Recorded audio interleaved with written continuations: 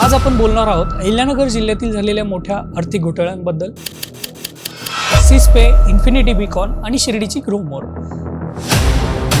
नेमका घोटाळा कसा झाला, पैसे परत मिळतील का, कायदेशीर बाजू काय आहे आणि आर्थिक साक्षरतेचं महत्त्व किती आहे, यावर चर्चा करण्यासाठी आपल्या सोबत आहेत ॲडव्होकेट गणेश शेळके सर. नगर जिल्ह्यात शेअर मार्केटच्या नावाखाली जी गुंतवणूकदारांची फसवणूक होती, याची सुरुवात नक्की केव्हापासून झाली? अनेक लोकांनी अशा काही छोटे छोटे फर्म्स तयार केले आणि शेअर मार्केटमध्ये गुंतवणूक करून देतो आणि त्यातून मोठा फायदा मिळवून देतो अशी आमिष दाखवून फसवायला सुरुवात केली. शिर्डीमधलं ग्रोमोहर असेल, श्रीगोंद्यामधलं सिस्पे असेल, पारनेर असेल, असे जिल्ह्यातला आणि किंवा नगर शहर पण असेल, असं जवळपास 5,000 कोटींपेक्षा जास्त आहे. शेअर मार्केट फसवणुकीची सुरुवात शेवगाव तालुक्यापासून झाली. शेवगावमध्ये नक्की काय घडलं होतं? शेवगावमध्ये देखील 10 ते 12 जण असे सुरुवातीला होते. शेअर मार्केटच्या इन्व्हेस्टमेंटच्या नावाखाली लोकांकडून पैसे गोळा करायचे. त्यांचं चक्र थोडंसं डिस्टर्ब झालं किंवा तेवढा परतावा त्यांना आला नाही, म्हणून ते लोकांचे पैसे त्यांना परत देणं अवघड झालं आणि लोकांची फसवणूक झाली. फसवणूक करणारे या ज्या काही कंपन्या आहेत, यांच्या ऑफर आल्यानंतर लोकांनी काय करायला पाहिजे होतं? लोक का फसले? म्हणजे मोठमोठ्या स्टँडर्ड्स कंपन्या सुद्धा एवढं व्याज देऊ शकत नाहीत आणि अशा पद्धतीनं कोण महिन्यात इतक्या मोठ्या प्रमाणावर तुम्हाला परतावा देते? वर्षाला एक प्रकारे किमान दाम दुप्पट होईल अशी ती एक प्रकारची ऑफर होती. तर ते व्यावहारिकदृष्ट्या अजिबात शक्य नाही आहे. शेअर मार्केटमध्ये गुंतवणूक करताना गुंतवणूकदारांनी नक्की काय काळजी घेतली पाहिजे? एखादा जर तुम्हाला कुठलं आमिष घेऊन आलं किंवा कुणी ऑफर घेऊन आलं, कुठली योजना घेऊन आलं आणि ते जर म्हटले की माझ्याकडे गुंतवणूक करा, मी एवढा परतावा देईन, त्याची ती लिगल व्हॅलिडिटी पाहिली पाहिजे, त्याची लिगल व्हॅल्यू पाहिली पाहिजे आणि मगच तुम्ही गुंतवणूक केली पाहिजे. यांनी जो काही स्कॅम केला आहे, हा नक्की कसा केला? यांची कार्यपद्धती काय होती? तर मी अकाउंट क्रिएट केले जे आभासी होते, ज्याची कुठली लिगल व्हॅल्यू नव्हती, असे करून त्यातून ट्रेडिंग करून त्यांनी ते लोकांना दाखवलं आणि ते सगळे जे पैसे आहेत ते त्यांनी दुसऱ्या ठिकाणी वापरले.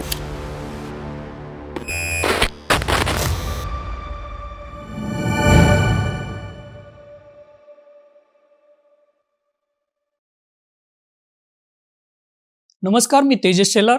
अहिल्यानगर लाईव्हच्या स्पेशल पॉडकास्टमध्ये तुमचं स्वागत. आज आपण बोलणार आहोत अहिल्यानगर जिल्ह्यातील झालेल्या मोठ्या आर्थिक घोटाळ्यांबद्दल. सिस्पे, इन्फिनिटी बीकॉन आणि शिर्डीची ग्रोमोर या कंपन्यांनी हजारो लोकांच्या मेहनतीची कमाई अडकवली आहे. नेमका घोटाळा कसा झाला, पैसे परत मिळतील का, कायदेशीर बाजू काय आहे आणि आर्थिक साक्षरतेचं महत्त्व किती आहे, यावर चर्चा करण्यासाठी आपल्यासोबत आहेत एक्स क्राईम रिपोर्टर तसेच कॉर्पोरेट आणि बिझनेस लॉचे अभ्यासक, बहुराज्य सहकारी संस्थांचे लवाद advocate Ganesh Shelke sir. Sir, Nagar जिल्ह्यात शेअर मार्केटच्या नावाखाली जी गुंतवणूकदारांची फसवणूक होती, याची सुरुवात नक्की केव्हापासून झाली आणि एकंदरीत पूर्ण नगर जिल्ह्यात फसवणुकीचा आकडा किती असावा? तुम्ही पाहिलं असेल की कोविड नंतर अनेक लोक घरी थांबत होते, राहत होते. त्यानंतर शेअर मार्केटबद्दल एक नवीन कुतूहल तयार झालं. त्यानंतर शेअर मार्केटकडे लोक ओढली जायला लागले, परंतु अनेकांना त्यातलं अज्ञान होतं. त्यामुळे त्याचा फायदा घेऊन ग्रामीण भागामध्ये अनेक लोकांनी अशा काही छोटे छोटे फर्म्स तयार केले आणि शेअर मार्केटमध्ये गुंतवणूक करून देतो आणि त्यातून मोठा फायदा मिळवून देतो अशी आमिष दाखवून फसवायला सुरुवात केली. याची सुरुवात साधारण 3.5 वर्षापूर्वी शेवगाव तालुक्यातून झाली. त्यामुळे त्याची व्याप्ती हळूहळू पूर्ण जिल्ह्यामध्ये वाढत गेली आणि याचं प्रमाण अर्बन एरियामध्ये आहेच, पण त्यापेक्षा जास्त प्रमाण फसवणुकीचं जे आहे ते रुरल एरियामध्ये जास्त आहे. तर शेवगाव, शिर्डीमधलं ग्रोमोहर असेल, श्रीगोंद्यामधलं सिस्पे असेल, पारनेर असेल, असे जिल्ह्यातला आणि किंवा नगर शहर पण असेल, असं जवळपास जर आपण याचा जर आकडा काढला तर तो किमान 5,000 कोटींपेक्षा जास्त आहे. सर, शेअर मार्केट फसवणुकीची सुरुवात शेवगाव तालुक्यापासून झाली. शेवगावमध्ये नक्की काय घडलं होतं? शेवगावमध्ये देखील 10 ते 12 जण असे सुरुवातीला होते, जे शेअर मार्केटच्या इन्व्हेस्टमेंटच्या नावाखाली लोकांकडून पैसे गोळा करायचे आणि फसवणूक, त्यांचं चक्र थोडंसं डिस्टर्ब झालं किंवा तेवढा परतावा त्यांना आला नाही, म्हणून ते लोकांचे पैसे त्यांना परत देणं अवघड झालं आणि लोकांची फसवणूक झाली. यात महत्वाचं नाव घेता येईल ते म्हणजे साईनाथ कवडे. त्याने पण जवळपास अंदाजे असं सांगितलं जातं की 700-800 कोटी रुपयापर्यंतची पैसे त्याने फंड्स गोळा केले होते. तो आता सध्या जेलमध्ये आहे. त्यासोबतच इतर पण अनेक जे आहेत, सह्याद्रीचे थोरात पण तिकडे होते, त्यांनी पण एक फर्म चालू केली होती आणि शेवगाव तालुक्यातच याचं सुरुवात झालेली आहे. पण त्याच्यामध्ये तोच पॅटर्न होता की ग्रामीण भागातल्या लोकांना महिन्याला जास्त परतावा देण्याचं आम्हीच दाखवायचं, जे पैसे शेअरमध्ये आम्ही ट्रेड करतो तसं दाखवायचं आणि ते पैसे मोठ्या प्रमाणावर गोळा करायचे आणि ते इन्व्हेस्टमेंट करण्याच्या नावाखाली लोकांना काही परतावा द्यायचं, सुरुवातीला काही दिवस परतावा दिला, नंतर ते पैसे बंद झाले. त्यात आणखी एक वेगळी गोष्ट अशी होती शेवगावच्या प्रकरणामध्ये, ती म्हणजे तिथे ब्लॅक अमाऊंट देखील मोठ्या प्रमाणावर कॅशमध्ये स्वीकारण्यात आलेली आहे. लोकांना पण असं स्वरूपात त्यांचे जे ऑफिसेस होते त्या ठिकाणी लोक कॅश घेऊन यायचे आणि ती कॅश जी आहे ती लोकांना म्हणजे कुठला एव्हिडन्स नसताना ती अशीच देण्यात आलेली आहे. जिचा परतावा मिळेल अशी आशा होती. म्हणजे शेवगाव तालुक्यामध्ये तर एक हास्यास्पद गोष्ट अशी आहे की लोकांकडे ते पैसे त्या व्यक्तीकडे दिलेले आहेत, त्याचा कोणताच पुरावा नाही आहे. असा प्रकार खूप मोठ्या प्रमाणावर शेवगाव तालुक्यात झालेला आहे. शेअर मार्केटमध्ये या ज्या काही कंपन्यांनी सांगितलं की आम्ही गुंतवणूक करतोय, यांची नोंदणी नक्की कोणत्या पद्धतीने झाली होती?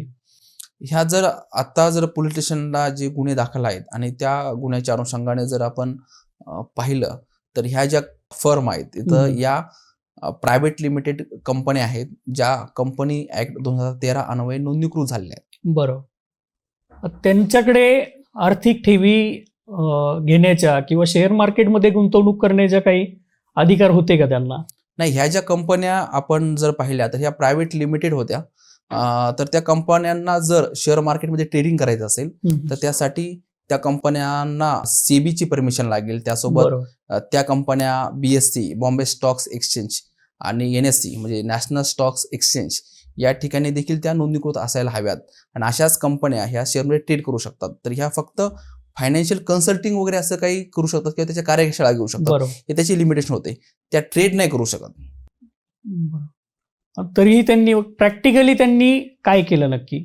या कंपन्या जर आपण अभ्यास केला आणि या जर FIR जर पाहिल्या त्यातून असं लक्षात येईल की किंवा प्रायमरी जर स्टडी केला तर असं लक्षात येतं की तुम्हाला माहिती असेल की एखाद्या व्यक्तीला जर बँकेत व्यवहार करायचा असेल तर त्याला बँकेमध्ये अकाउंट ओपन करावं लागतं. बचत खातं करू शकतो किंवा करंट खातं करू शकतो आणि त्या खात्यावरून तो आर्थिक व्यवहार करू शकतो.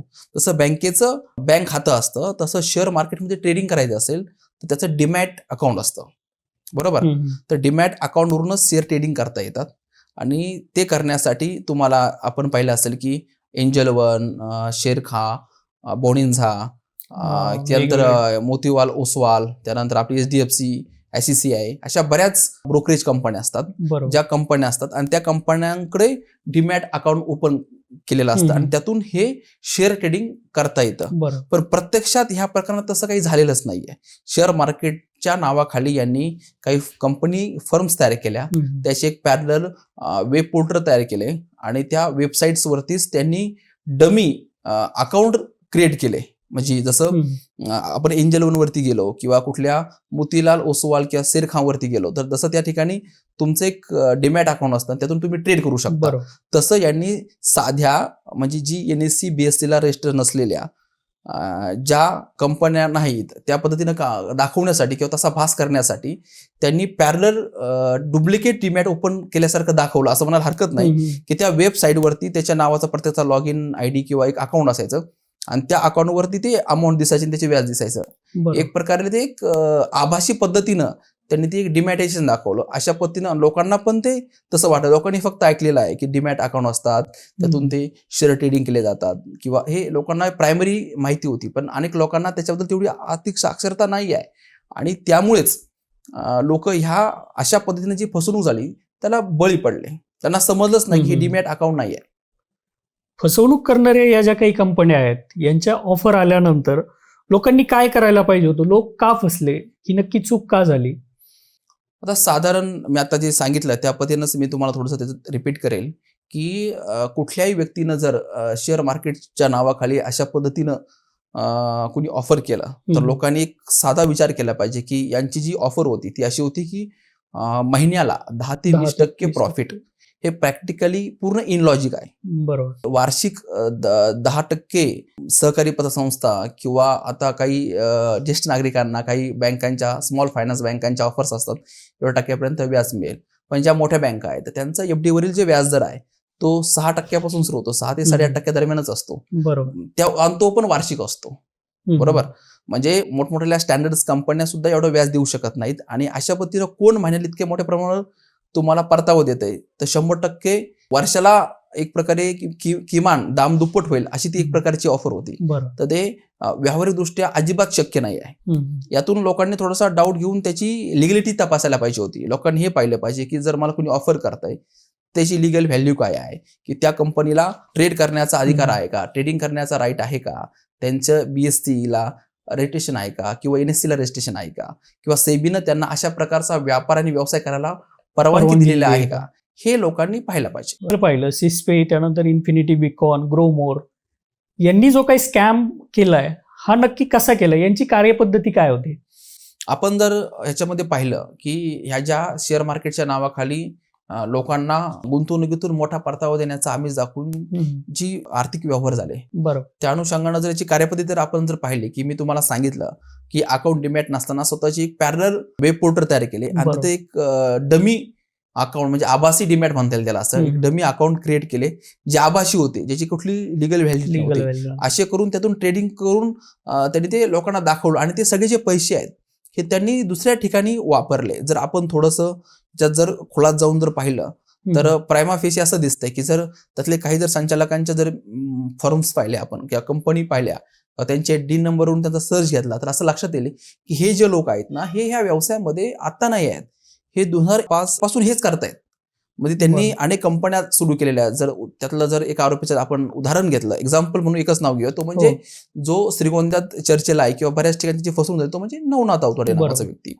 नवनाथ आवतडेच्या अनेक LLP आहेत, लिमिटेड फर्म आहेत, प्रायव्हेट लिमिटेड कंपनीज आहेत. या ठिकाणी तो संचालक आणि डेजिग्नेट पार्टनर आहे. तर त्याच्यात जर आपण ऑब्झर्व केलं की त्याची एक मोडस ऑपरेंडी असं म्हणायला हरकत नाही की प्रदेश बदलायचा पण बिझनेस हाच असायचा की फंडिंग गोळा करणं, तो फिरवणं, हा त्याचा व्यवसाय होता. म्हणजे आपण जर त्यातलं एक उदाहरण दाखल जर पाहिलं की त्यांनी अनेक कंपन्या अशा आहेत की ज्या कंपन्या रजिस्टर केल्या, नंतर काही दिवस त्या वापरल्या बंद केल्या, नंतर नवीन कंपन्या चालू केल्या, परत नवीन कंपन्या चालू केल्या, नंतर LLP चालू केल्या. अशा पद्धतीनं त्यानं अनेक कंपन्यांमध्ये तो पैसा फिरवलेला आहे आणि त्याचं काही पैसा त्याच्या वैयक्तिक फर्ममध्ये पण गेला असू शकतो. आता हा तपासाचा भाग आहे, तो आता मी त्याच्यावरती भाष्य करणं उचित ठरणार नाही.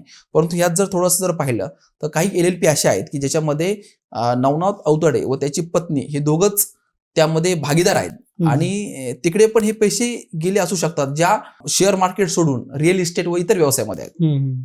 म्हणजे यांनी अशा पद्धतीनं फंड्स जनरेट करण्यासाठी या लोकांनी सामान्य लोकांच्या आर्थिक अज्ञानाचा फायदा घेतला आणि ते पैसे वेगवेगळ्या मार्गाने वेगवेगळ्या आमिष दाखवून किंवा चकचकीत वर्कशॉप घेऊन, तुम्ही पाहिलं असं की हॉटेल्समध्ये वर्कशॉप व्हायचे, मल्टी मार्केटिंग चेन सारखी लोकांना एजंट तयार केले, ज्या एजंटांना खूप मोठ्या प्रमाणावर कमिशनचा आवाज दाखवला. गावातले जे प्रतिष्ठित लोक आहेत, ज्यांची थोडीशी प्रतिष्ठा आहे, ज्यांचा लोकसंपर्क चांगला आहे, असे लोक त्यांनी हेरले.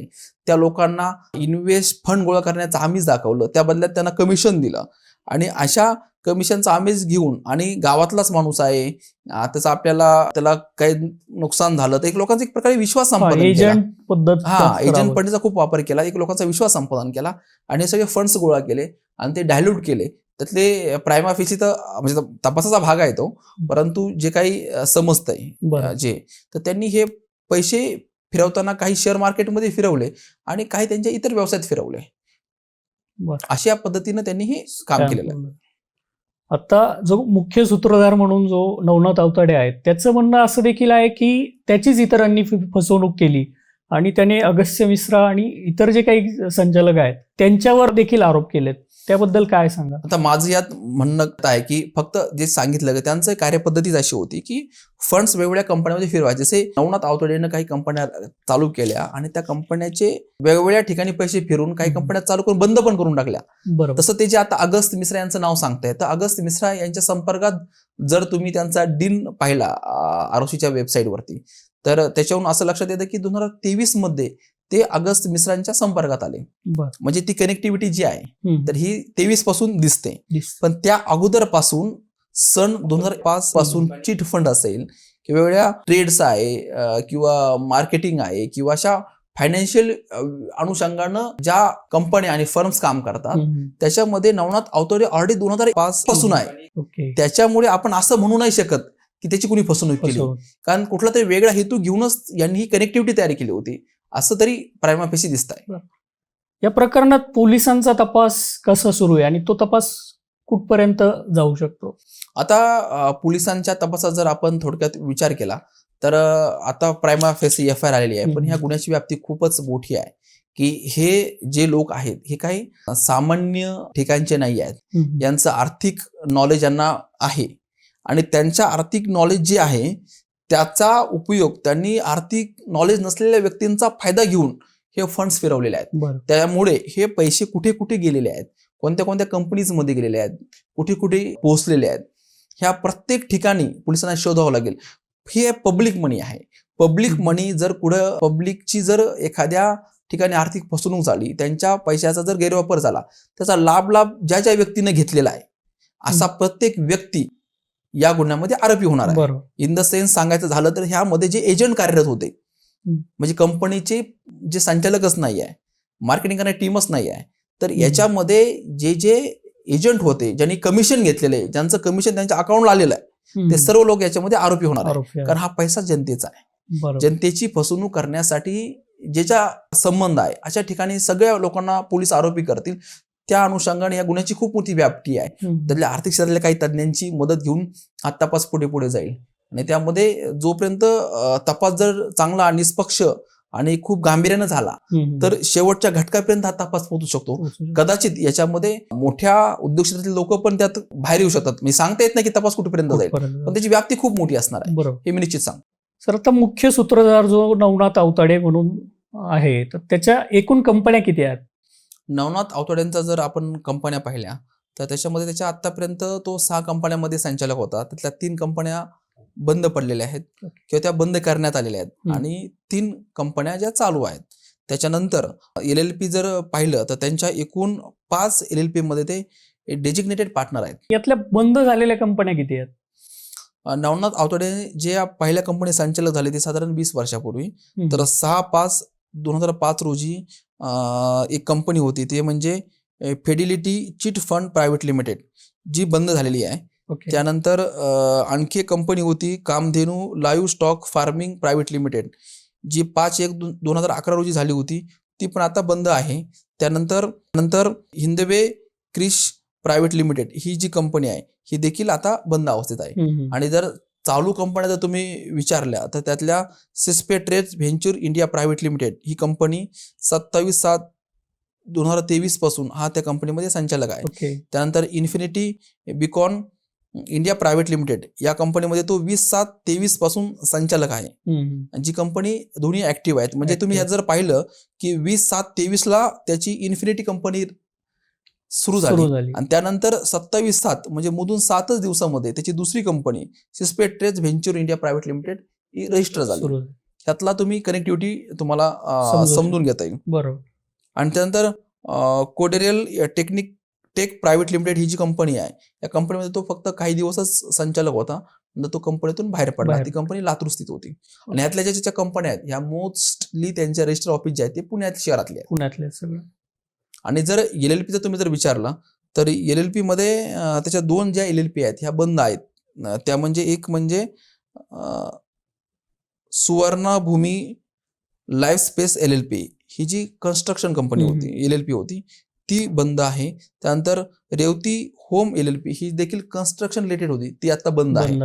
आणि जर चालू जर LLP पाहिल्या तर त्याच्यामध्ये सिस्पे मर्चंटाईल इंडिया LLP ही देखील आहे आणि दुसरी सिस्पे फिनवेल्थ इंडिया LLP, तिसरी जी आहे इन्फिनिटी बिकॉन एज्युटेक LLP, ह्या 3 LLP ऍक्टिव्ह आहे. त्यातलं जर तुम्ही एक कनेक्शन जर पाहिलं तर ते आश्चर्यकारक असं आहे की सिस्पे नाव त्यांची प्रायव्हेट लिमिटेड कंपनी आहे ज्याच्यामध्ये इतर लोक संचालक आहेत आणि सिस्पेचं नाव साधारण असलेली जी LLP आहे त्याच्यामध्ये स्वतः नवनाथ आवताडे आणि त्यांची पत्नी हे दोघंच पार्टनर आहेत. आता या गुन्ह्यात दुसरे जे महत्वाचे आरोपी आहेत ज्यांचं नाव अगस्त्य मिश्रा, त्यांच्या किती कंपन्या आहेत? अगस्त मिश्रा जे आहेत त्या 2 प्रायव्हेट लिमिटेड कंपन्यांमध्ये संचालक होते, परंतु सध्या त्यात कुठल्याही कंपनी संचालक नाही आहेत. ते सध्या एका LLP मध्ये डेजिग्नेट पार्टनर आहेत. तर त्यांच्या जर कंपन्या जर पाहिल्या तर ट्रेड्स व्हेंचर्स प्रायव्हेट लिमिटेड या कंपनीत ते संचालक म्हणून होते. त्यानंतर ट्रेड इन्व्हेस्टमेंट प्रायव्हेट लिमिटेड या कंपनीत ते संचालक म्हणून होते.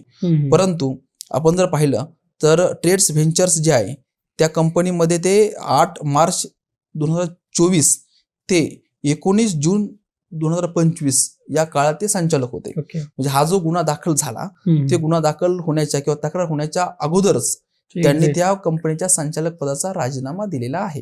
आणि दुसरी जी कंपनी होती ट्रेड्स इन्व्हेस्टमेंट प्रायव्हेट लिमिटेड, त्याच्यामध्ये ते 18 जुलै 2022 रोजी संचालक मंडळात आले. त्यानंतर त्यांनी 30 एप्रिल 2025 रोजी संचालक मंडळातल्या पदाचा राजीनामा दिलेला आहे. बरोबर. आता श्रीगोंदा पोलीस स्टेशनमध्ये जर पाहिलं तर जी आरोपी आहे ते ट्रेड्स व्हेंचर्स प्रायव्हेट आणि ट्रेड्स इन्व्हेस्टमेंट या 2 कंपन्यांच्या अनुषंगाने ती कंप्लेंट FIR आहे. आणि दुसरं जर ते LLPचं पार्टनर जर पाहिलं तर ते EBS ॲग्रो फार्म LLP नावाची जी लिमिटेड लायबिलिटी फर्म आहे. ओके. त्याच्यामध्ये ते 1/12/2023 पासून डिजिग्नेट पार्टनर आहे. सर, शिर्डीमध्ये देखील ग्रोमोर या कंपनीचा स्कॅम समोर आला. हा नक्की स्कॅम काय होता? ग्रोमोरमध्ये पण तोच पॅटर्न आहे की शेअर मार्केटमध्ये गुंतवणुकीचा आमिष दाखवून ही फसवणूक केलेली आहे. परंतु यामध्ये जो भूपेंद्र सावळे नावाचा व्यक्ती सस्पेक्टेड आहे किंवा ज्याला पोलिसांनी अरेस्ट केलेली आहे, तो देखील लोकांकडून पैसे घ्यायचा आणि तो स्वतः ट्रेड करायचा. पण असं म्हटलं जातं, आता तपासात काही निष्पन्न होते माहीत नाही, परंतु हे जे पैसे आहेत तर त्याला शेअर मार्केटमध्ये लॉस झाला म्हणून लोकांची फसवणूक झाली असं सांगितलं जात आहे. हे प्रथमदर्शनी. पण यात आणखी एक गोष्ट अशी आहे की ते कंपनीतले जवळपास 65 कोटी रुपये जे ते ग्रोमोर नावाच्या कंपनीच्या अकाउंटवरची 65 कोटी रुपयांची जी रक्कम आहे ती रक्कम ही भूपेंद्र सावळेच्या वैयक्तिक खात्यावर आलेली आहे. त्यातले 23 कोटी रुपये त्यानं परत केले, परंतु 42 कोटी रुपये ते त्याच्याच अकाउंटवरती आहेत जे परत आलेलेच नाही आहेत. म्हणजे हे जे पैसे आहेत हे फक्त शेअर मार्केटला गुंतवणूक करत नव्हता, तर हे पैसे तो स्वतःही वापरत होता. हे आत्ताच्या पर्यंतच्या तपासातून निष्पन्न झालेलं आहे. आणि अशाच पद्धतीनं इतर ठिकाणी जे काही फसवणूक झालेली आहे त्या ठिकाणी देखील असाच पॅटर्न राबवण्यात आलेला आहे. आता हे जे काही गुन्हे दाखल झालेले आहेत नगर जिल्ह्यामध्ये, याचा तपास नक्की कोणत्या पद्धतीने, कोणत्या दिशेने व्हावा असं तुम्हाला वाटतं? ह्यात जर आपण ऑब्झर्वेशन केलं, सध्याचा जो तपास चालू आहे तो अत्यंत व्यवस्थित पद्धतीनं चालू आहे. पण मला असं वाटतं ह्या गुन्ह्यामध्ये खूप सखोल तपास होणं गरजेचं आहे. म्हणजे हा काही कुठल्या ह्याचा पैसा नाही, हा पब्लिक मनी आहे. म्हणजे लोकांकडून वेगवेगळ्या ऑफर्स देऊन, वेगवेगळ्या योजना लोकांना दाखवून, लोकांना वेगवेगळे आमिष दाखवून हे पैसे काही लोकांनी स्वतःकडे घेतलेले आहेत आणि त्याचा विनियोग चुकीच्या मार्गाने करून ते लोकांची डायरेक्ट फसवणूक केलेली आहे. म्हणजे हा पब्लिक मनी जो आहे त्या पब्लिक मनीची फसवणूक आहे, लोकांची फसवणूक आहे.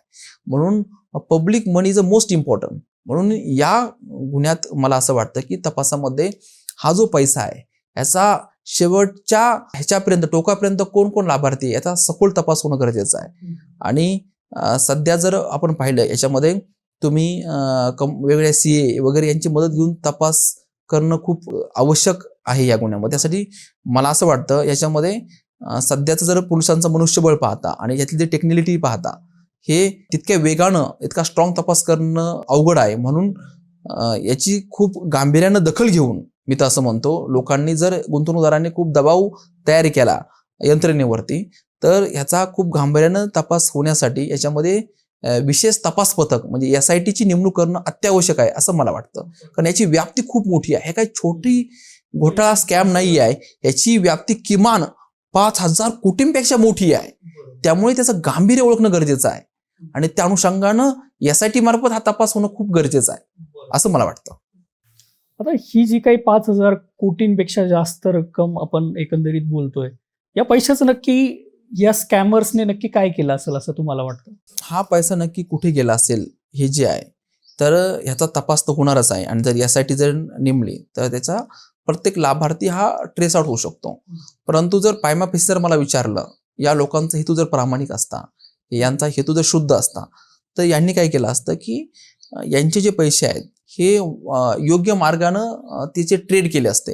म्हणजे CB त्याच्यानंतर NSC BSC याची रिसर्च परमिशन घेऊन ब्रोकरेज कंपनी नोंदणी केली असते, त्याच्यावर डीमॅट अकाउंट ओपन केले असते आणि प्रत्येक ट्रेड मागं, व्यवहारामागं त्या ब्रोकरेज कंपनीला कमिशन मिळतं. यांचा हेतू जर लॉंग टर्म आणि खूप चांगला असता तर यांनी निश्चितपणे त्या मार्गानं हे पैसे गोळा करून तसं ट्रेडिंग केलं असतं.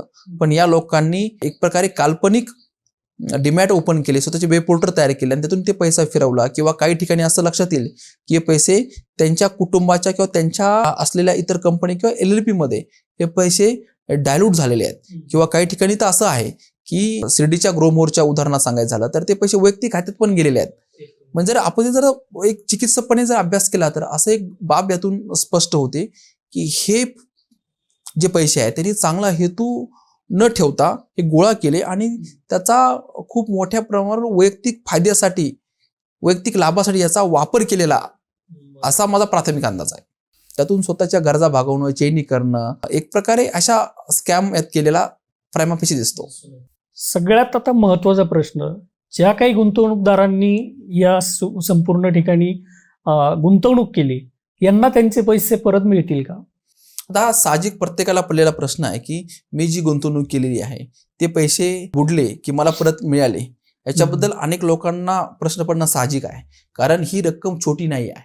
एकट्या नगर जिल्ह्यामध्ये जर प्राथमिक अंदाज जर पाहिला आपण ह्या काही कंपन्या, तर याची किमान किंमत म्हणजे किमान व्हॅल्यू जी आहे ती किमान 5,000 कोटींपेक्षा मोठी आहे. म्हणजे हा खूप मोठा स्कॅम आहे. बरोबर, खूपच मोठा स्कॅम आहे. त्यामुळे आणि अनेक लोकांनी काय केलेलं आहे त्याच्यामध्ये की लोकांनी फक्त त्यांच्याकडे शिल्की रक्कमच त्या ठिकाणी गुंतवणूक केलेली नाहीये. अनेक लोकांनी त्यांच्या स्थावर मालमत्ता विकून ते गुंतवलेले आहेत. काही तर उदाहरणं अशी आहेत की काही लोकांनी कर्ज पण काढलेली आहेत, काहींनी दागिने महिलांनी मोडलेले आहेत, जुने जाणे वगैरे सगळे. तर असं करून सगळी कष्टाची कमाई, शिदोरी किंवा प्रॉपर्टी विकून पडता. कारण लोकांना काय झालं की सुरुवातीला पैसे भेटले, म्हणजे विश्वास पूर्ण रक्कम भेटली नाही लोकांना, परंतु लोकांना असं लक्षात आलं की लोक करता अंदाज घेतात कुठल्या गोष्टीचा. आणि थोडंसं हे जर पाहिलं त्यांची मोडेस ऑपरेंडी की लोकांना सवय लावून दिली की जर समजा उदाहरण सांगायचं 1 लाखावरती महिन्याला 10,000 रुपये भेटणार, हे प्रॅक्टिकली शक्य नाही आहे. परंतु ते लोकांनी त्यांना काहींना दिले पण, म्हणजे काहींना 1 लाखाचे 10,000 रुपये महिन्याला देऊ लागले. लोकांना एक प्रकारचा विश्वास यायला लागला आणि त्यामुळे लोकांनी हे पैसे मिळतात असं एक लोकांचं एक मनात चित्र तयार झालं आणि त्याचा फायदा घेऊन लोकांनी त्यात मोठ्या प्रमाणावर गुंतवणूक केलेली आहे. बरोबर. त्याच्यामुळे लोकांना साहजिकच हा प्रश्न आहे की हे पैसे मिळणार का? तर या गुन्ह्यामध्ये MPD ऍक्ट लावलेला आहे, जी महाराष्ट्र ठेवीदारांचे संरक्षण अधिनियम आहे, ह्या कायद्याचं सेक्शन लावलेलं आहे. तर त्यामुळे हे पैसे परत मिळू शकतात. पैसे मिळवण्याचे मार्ग कोणते आहेत आता गुंतवणूकदारांच्या पुढे सध्या? आता MPD ऍक्ट याच्यामध्ये ऍड केलेला आहे. MPD ऍक्ट मध्ये अशी तरतूद आहे की ज्या लोकांनी फसवणूक केलेली आहे किंवा ज्या लोकांनी जनतेच्या पैशाचा वापर करून स्वतःचा आर्थिक फायदा करून घेतलेला आहे, असे सर्व लोक याच्यामध्ये आरोपी होतात. बरोबर. तर त्या आरोपींची स्थावर मालमत्ता, इतर चल व अचल अशा दोन्ही प्रकारची संपत्ती जप्त करून त्याचा लिलाव करून त्यातून जे पैसे जमा होतात ते पैशाचं वाटप हे लोकांना होऊ शकतं. हा त्यात म्हणजे मार्ग आहे. परंतु त्यात दुसरा एक मुद्दा असा आहे, अनेकांनी जर ते पैसे स्वतःच्या नावाने ठेवले नसतील किंवा ते फंड जर डायल्यूट केले असेल, यात अनेक अडचणी येऊ शकतात. हा झाला एक मार्ग जो आता गुन्ह्यामध्ये ऍड केलेला आहे. आणि दुसरा जो मार्ग आहे तो इन्सॉल्व्हन्सी अँड बँकरप्सी कोड 2016 हा जो ऍक्ट आहे, या ऍक्ट नुसार सुद्धा तुम्ही NCLT मध्ये जाऊन ह्या कंपन्या प्रायव्हेट लिमिटेड आहेत. बरोबर. तर त्या कंपन्या सेक्शन 7 आणि 9 खाली, सेक्शन 7 खाली मोडतात. तर सेक्शन 7 खाली ऍप्लिकेशन देऊन NCLT मध्ये हे लोक किमान 1 कोटी रकमेसाठी अशा प्रकारचा दावा अनेक गुंतवणूकदार एकत्र येऊन करू शकतात आणि त्यातून त्या कंपनीचा दिवाळखोरी चालू करून त्याच्या असेट ताब्यात घेऊन त्या विकून लोकांना ते पैसे देता येतात. परंतु या कंपनीकडे जर असेट नसतील तर हा मार्ग कठीण आहे. आता या अगोदर अशा पद्धतीचे जे काही स्कॅम झाले त्यांना पैसे मिळाले, तशी काही उदाहरणे? त्यात जर एक उदाहरण सांगायचं झालं तर अशी उदाहरणं काही अशी इतकी काही नाही आहेत. परंतु पतसंस्था किंवा सहकारी बँका ज्या आहेत, तर अशा काही ठिकाणी महाराष्ट्रामध्ये अशा प्रकारची रक्कम लोकांना परत मिळालेली आहे. परंतु शेअर मार्केटच्या नावाखाली फसवणूक हा जो प्रकार आहे हा खूप नवीन आहे. ठीक आहे. तर अशा प्रकारे असं काही उदाहरण सध्या तरी नाही, पण उदाहरण नाही म्हणून ते होणार नाही असं पण नाही. तर कायदेशीर तरतुदींचा योग्य जर वापर केला तर ते पैसे परत मिळू शकतात. फक्त त्याची जी वेळ आहे ती दीर्घकाळ असेल. आता अशा स्कॅम पासून वाचण्यासाठी नक्की गुंतवणूकदारांनी काय काळजी घेतली पाहिजे? असे स्कॅम व्हायला नको यासाठी लोकांनी एक प्रायमरी जर पाहिलं असेल की मी सुरुवातीला जे सांगितलं होतं, लोकांनी त्या फर्मची लिगल व्हॅलिडिटी पाहिली पाहिजे. बरोबर. जर तुम्हाला शेअर मार्केटला ट्रेडिंग करायची असेल तर BSC NSE रजिस्ट्रेशन आहे का, सेबीनं तुम्हाला तो राईट दिलेला आहे का, तसं बँकेत अकाउंट असतं तुमचं ते डीमॅट अकाउंट आहे का, हे लोकांनी पाहिलं पाहिजे. किंवा ती जी कंपनी आहे त्यांना अशा पद्धतीचा व्यापार करायला सेबीनं परमिशन दिले हे पाहिले पाहिजे. सेबीची जी ऑफिशियल वेबसाईट आहे त्यामध्ये कोणत्या कंपन्यांना ट्रेडिंग करण्याचा राईट दिलेला आहे त्यांचे नाव समाविष्ट आहेत. हा झाला शेअर ट्रेडिंगचा बद्दलचा मुद्दा. इतर म्हणजे प्रायव्हेट सोबत इतर जर आपण जर पाहिलं तर सहकारी संस्था, पतसंस्था, मल्टीस्टेट कोऑपरेटिव्ह सोसायटी, बँका, या ठिकाणी देखील समजा बँक आहे तर त्या बँकेला RBIचं लायसन आहे का हे लोकांनी पाहिलं पाहिजे. मध्यंतरी आपण पाहिलं की ठाणे जिल्ह्यामध्ये एक बँक ज्याला RBIचं लायसनच नाहीये अशा बँकेनं बँकिंग व्यवहार केलेला आहे. असे पण हे प्रकार होत असतात. तर त्याचं ते एक पाहिलं पाहिजे जे RBIच्या साईडवरती दिसतं. आणि पतसंस्था जर असतील तर पतसंस्था म्हणजे सहकारी चळवळ ही महाराष्ट्राला मिळालेली खूप मोठी ही खूप स्ट्रॉंग मुवमेंट आहे.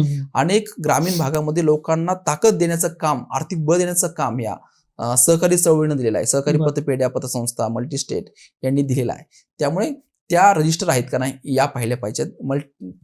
त्याची माहिती तुम्हाला AR आणि DDR ऑफिसकडून मिळू शकते. ज्या संस्था राज्य सहकारी पतसंस्था अधिनियम अन्वये रजिस्टर आहेत त्या, आणि ज्या मल्टीस्टेट असतील तर मल्टीस्टेट कोऑपरेटिव्ह मिनिस्ट्रीचं एक पोर्टल आहे.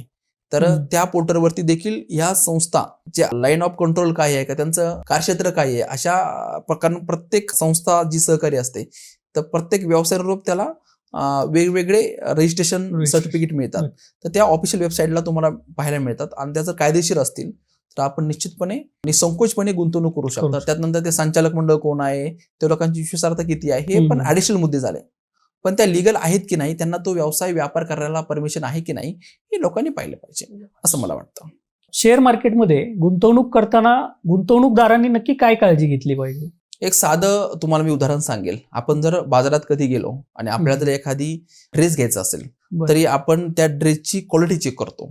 म्हणजे तो ड्रेस किंवा किमतीच्या तुलनेत जेवढी आपण त्याला अमाऊंट पे करतो आहे त्या तुलनेत तो ड्रेस टिकेल का, त्याचं कापड कसं आहे, तो घातल्यावर कसा वाटेल, त्याचा रंग कसा असतो, हे आपण साध्या कपड्यांबद्दल विचार करतो, कुठल्या वस्तूबद्दल विचार करतो.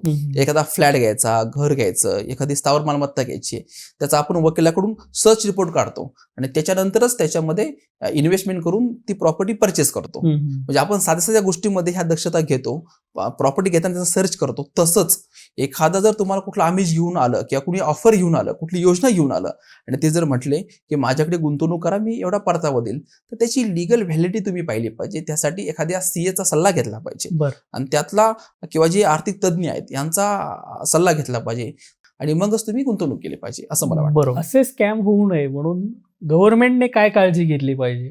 आपण जर पाहिलं तर गव्हर्नमेंट यंत्रणेनं काय काम केलं पाहिजे हा अतिशय चांगला प्रश्न तुम्ही विचारलेला आहे. याच्यामध्ये आपण जर पाहिलं की जसं पोलिसांचा वाहतूक विभाग जो आहे, वाहतूक पोलीस जे आहेत ते अपघात आणि इतर वाहतूक कोंडी कमी राहण्यासाठी प्रयत्न करतात. त्याच पद्धतीनं हे जे प्रकारचे फसवणुकीचे प्रकार आहेत ते होऊ नये यासाठी देखील गव्हर्नमेंट एजन्सीनं काम करणं गरजेचं आहे. जर काही उदाहरणं मी तुम्हाला सांगतो ते म्हणजे आपला जो FIUD डिपार्टमेंट आहे, म्हणजे फायनान्शियल इंटेलिजन्स युनिट जे आहे, जे सेंट्रल गव्हर्नमेंटच्या फायनान्स मिनिस्ट्रीच्या अंतर्गत काम करतं, त्यांचं अशा काही व्यवहारावर ऑब्झर्वेशन राहणं गरजेचं आहे आणि त्या डिपार्टमेंटला त्यांनी कळवणं गरजेचं आहे. त्यानंतर PMPL जो ऍक्ट आहे, prevention of money laundering act, ज्यावरती ED काम करतं, तर EDने देखील पॉलिटिकल वेपन म्हणून त्याचं लोक आता टीका करतात. तर त्याचं हे न करता, म्हणजे पॉलिटिकल वेपन हा वेगळा पार्ट देतात, आपल्या काही खोला जायचं नाही आहे, परंतु हा पार्ट पण त्यांच्या नियंत्रणाखाली येतो. त्यांनी देखील अशा मुवमेंटकडे लक्ष ठेवणं गरजेचं आहे. आणखी एक डिपार्टमेंट म्हणजे सेबी अशा प्रकारच्या ज्या चुकीचे प्रकार आहेत याचा इफेक्ट हा मार्केटवरती पण होतो. म्हणून सेबीनं देखील अशा गोष्टींवरती कारवाई करणं गरजेचं आहे. आणि यासाठी सस्पेक्टेड ट्रान्झॅक्शन जे असतात किंवा इन्कम टॅक्स डिपार्टमेंट आहे, हे जे संशयास्पद व्यवहार आहेत, म्हणजे सस्पेक्टेड ट्रान्झॅक्शन जे आहेत याच्यावरती गव्हर्नमेंट एजन्सीनं ऑब्झर्वेशन करणं गरजेचं आहे. आणि असं जर वाटलं की या ठिकाणी किंवा एखाद्या फर्मच्या किंवा कंपनीच्या खात्यावरून सस्पेक्टेड व्यवहार होत आहेत, तर अशा ठिकाणी लक्ष ठेवून त्यांना कायदेशीर ऍक्शन घेणं खूप गरजेचं आहे. असं जर झालं तर प्रिव्हेन्शन खूप चांगलं होईल आणि लोकांची होणारी जी फसवणूक आहे ती टाळता येऊ शकेल असं मला वाटतं.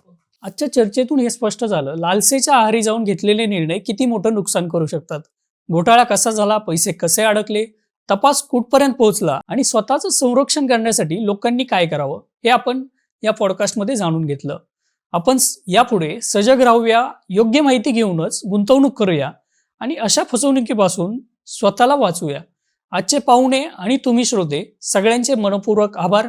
भेटूया पुढच्या भागात.